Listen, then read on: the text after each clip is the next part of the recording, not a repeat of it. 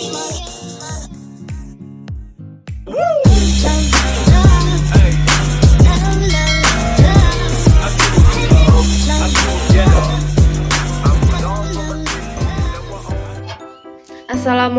warahmatullahi wabarakatuh.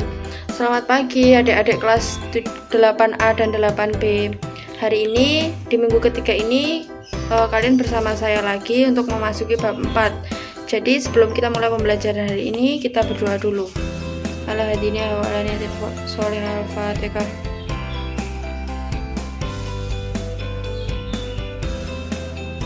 Amin ya rabbal alamin. Semoga pembelajaran pada hari ini diberi kelancaran. Jadi sebelum kita memasuki bab 4, yaitu perilaku akhlak tercela, kita review dulu mengenai pembahasan bab 3 yang 2 minggu kemarin. Minggu kemarin kita sudah membahas mengenai ikhtiar, tawakal, syukur, sabar, dan juga qanaah. Kita ulas satu persatu dulu ya. Yang pertama yaitu pengertian ikhtiar. Ikhtiar yaitu usaha yang sungguh-sungguh yang dilakukan orang dalam meraih keinginannya. Yang kedua yaitu pengertian tawakal. Tawakal artinya menyerahkan diri atau pasrah kepada keputusan Allah setelah berusaha. Yang ketiga kita membahas mengenai sabar. Sabar artinya tabah dan tidak tergesa-gesa dalam menghadapi suatu masalah, tidak tergesa-gesa dalam mengambil keputusan. Yang ketiga yaitu syukur. Syukur artinya berterima kasih atas segala nikmat yang diberikan oleh Tuhan. Sedangkan jadi pada bab 4 ini kita akan membahas 4 subbab. Yang pertama kita akan membahas mengenai ananiyah. Yang kedua kita akan membahas mengenai putus asa. Yang pertama kita membahas mengenai ananiyah. Pengertian ananiyah yaitu sikap seseorang yang selalu mementingkan diri sendiri tanpa memperdulikan orang lain. Sifat ini sangat tercela dan membahayakan pergaulan masyarakat.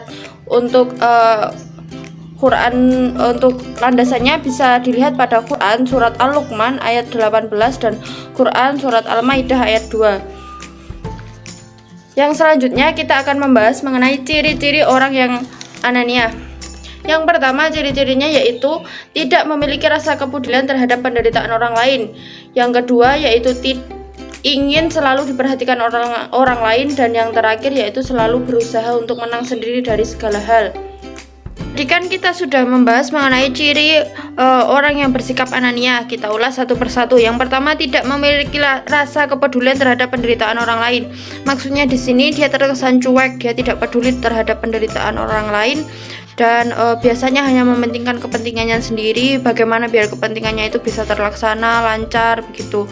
Dan yang kedua ingin selalu diperhatikan orang lain. Biasanya orang yang bersikap ananiyah itu kesannya caper atau cari perhatian dari orang lain supaya orang lain itu memperhatikan dia. Dan yang terakhir selalu berusaha untuk menang sendiri dalam segala hal. Orang yang bersikap ananiyah biasanya itu egois, dia ingin selalu menang sendiri, pendapatnya harus dipakai.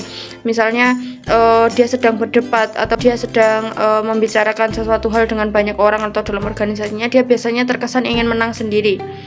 Yang selanjutnya kita akan membahas mengenai menghindari sikap ananiyah. Yang pertama yaitu senantiasa sadar bahwa manusia adalah makhluk sosial yang saling membutuhkan orang lain. Yang kedua menghargai pendapat dan saran dari orang lain. Dan yang ketiga menyadari bahwa perilaku ananiyah merupakan penyakit hati. Yang sebab selanjutnya kita akan membahas mengenai putus asa. Yang pertama yaitu pengertian putus asa. Putus asa yaitu sikap menyerah atas kegagalan atau tidak mampu meraih suatu harapan dan tidak mau berusaha lagi untuk mencoba agar tujuan tersebut dapat tercapai. Yang selanjutnya yaitu faktor penyebab putus asa. Itu ada 3 faktor yang menyebabkan kita gampang putus asa. Yang pertama yaitu sulit melupakan kegagalan yang dialami atau selalu mengingat, dulu aku kalah, dulu aku gagal, dulu aku tidak bisa meraih cita-cita A, B, C dan lain sebagainya. Yang kedua yaitu penyesalan dan berduka cita yang berlebihan. Yang ketiga banyak mengeluh dan tidak sabar. Jadi lawan katanya putus asa yaitu sabar. Jadi sebaiknya kita untuk menghindari perilaku akhlak.